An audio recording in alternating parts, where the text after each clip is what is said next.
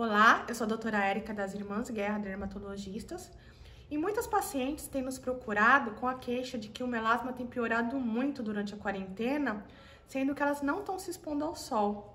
É esse assunto que vamos abordar no vídeo de hoje.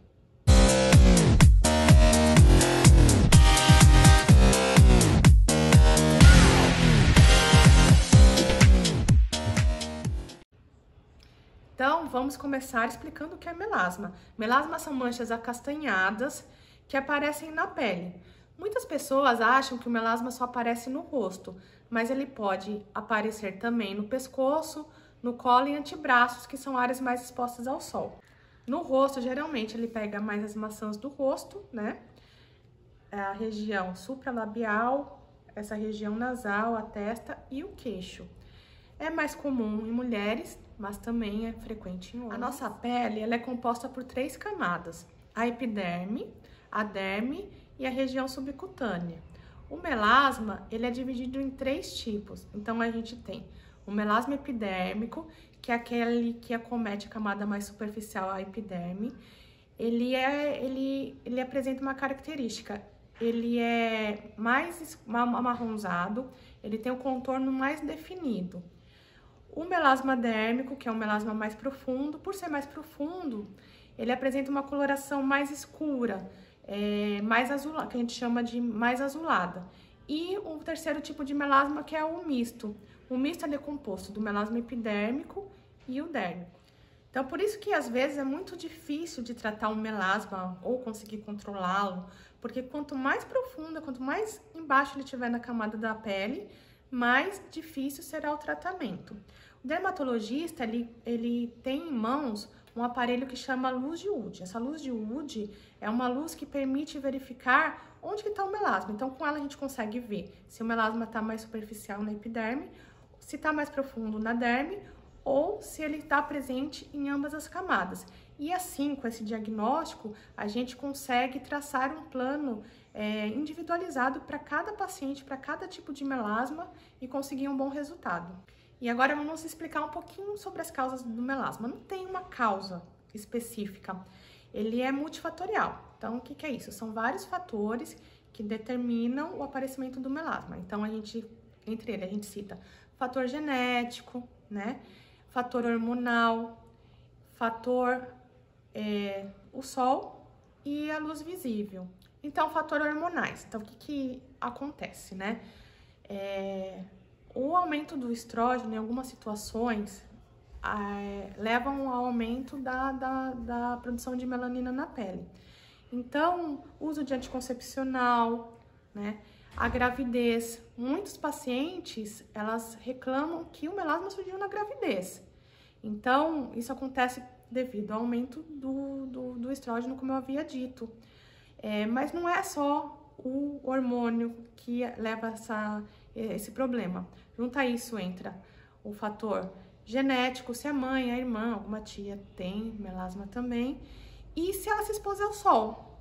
Então, às vezes, ela desencadeou na gravidez, mas a infância e a adolescência toda dela, ela se expôs ao sol.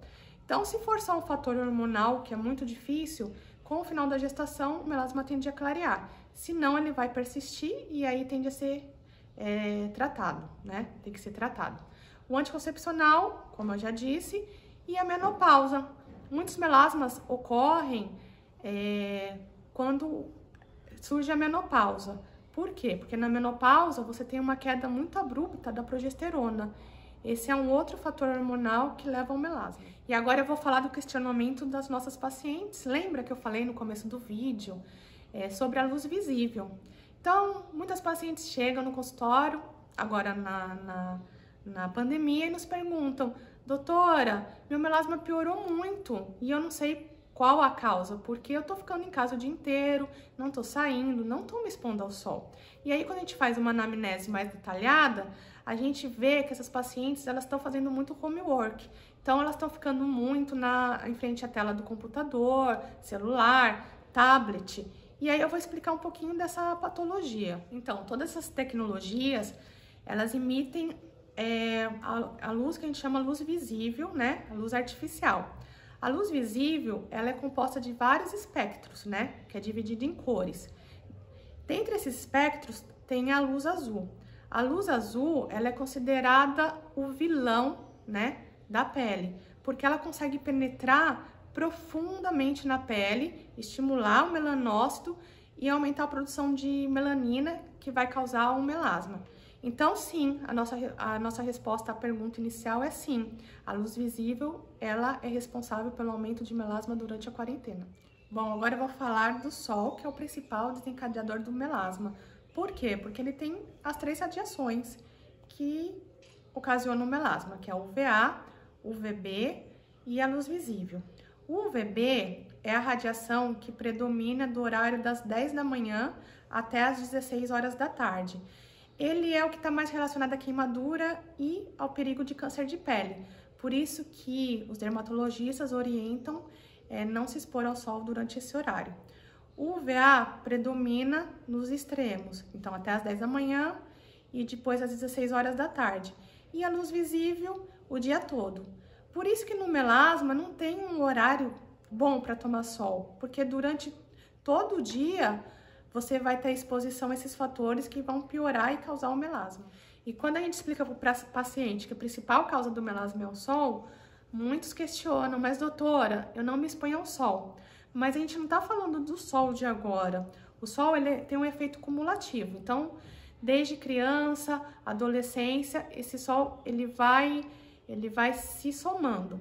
Eu gosto muito de comparar com um copo de água, né, numa torneira. Então, toda vez que você se expõe ao sol, é como se abrisse a torneira. Se você se expõe muito, você abre muita torneira. Se expõe pouco, você abre pouca torneira. Com o tempo, esse copo ele vai enchendo e essa água ela vai transbordando. É a mesma coisa com a pele. Você vai tomando sol, vai estimulando, vai produzindo melanina. Essa melanina vai chegar uma quantidade muito grande e aí ela não tem onde ir. Então ela vai sair do local dela, que é o local onde ela fica, e vai espalhar pela pele. E isso é o melasma. É o sol que você extrapolou durante toda a sua vida. Então, você tem o melasma epidérmico, como eu havia dito, é o mais superficial. Ele é um pouco mais fácil de tratar. Então, a gente consegue, às vezes, controlar com cremes clareadores e, principalmente, o uso de protetor solar. O melasma dérmico, por ele ser mais profundo, geralmente ele não tem um bom resultado apenas com tratamento com clareadores. Então, para esse tipo de melasma, a gente lança mão de tecnologias, como os peelings, né, que podem ser superficiais, médios ou profundos, e os lasers, mas os tratamentos devem ser feitos com dermatologistas experientes. Além disso, deve ser indicado um bom protetor solar. Então, o protetor solar, ele deve ser tanto químico quanto físico, porque o protetor químico é aquele branquinho, ele protege apenas da radiação UVA ou UVB, então você tem que ver tudo isso, se o protetor protege dessas dois tipos de radiação. Além disso, o protetor físico, ele vai ser o responsável por proteger da luz visível. Então, qual é o protetor físico? É aquele que tem pigmento, que tem cor. E dependendo do pigmento, ele protege mais ou menos. Por isso, é muito importante ter orientação do dermatologista sobre qual protetor procurar para tratar o melasma. Além disso, hoje em dia contamos com alguns tratamentos via oral. Na Qualiskin, nós temos um tratamento protocolo, que é individualizado, de acordo com o tipo de melasma de cada paciente. Então, na primeira consulta, a gente faz a luz de Wood, verifica a profundidade do melasma, o tipo de pele, fototipo, tudo isso deve ser levado em consideração no tratamento do melasma. Por isso que o tratamento do melasma não é uma coisa tão simples, né? E para fazer esse tratamento, você deve sempre procurar um profissional dermatologista, né? Que é um médico que é habilitado a cuidar desse tipo de doença. Eu e minha irmã, a doutora Elaine, somos especialistas pela Sociedade Brasileira de Dermatologia e pela Sociedade Brasileira de Cirurgia Dermatológica. Procedimentos realizados por profissionais não habilitados pode provocar algumas sequelas, como queimaduras, às vezes queimaduras graves, piora importante da mancha do melasma. E uma lesão que poderia ter um tratamento mais, digamos, mais simples, acaba se tornando muito mais difícil, não tendo o resultado que a gente espera, e às vezes o paciente acaba ficando com uma sequela, uma cicatriz inestética no rosto, e o que vai tornar uma coisa que já incomodava, que é o melasma, que já é um estigma para o paciente, uma coisa muito pior.